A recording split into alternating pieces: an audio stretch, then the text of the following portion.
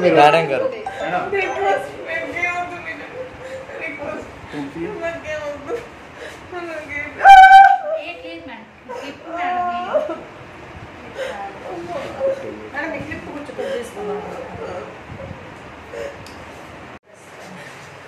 ఎవరు గుర్తు లేదు.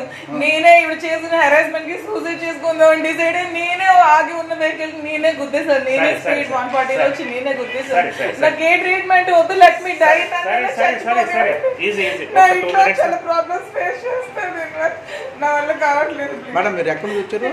నీ దగ్గర నుంచి వచ్చాను. నన్ను ఇలా వదిలేయండి, నాకు ఏ ట్రీట్మెంట్ కూడా వద్దు. సరే సరే సరే ఈజీ ఈజీ ఈజీ. ఒక్క నిమిషం ఒక్క నిమిషం చూడండి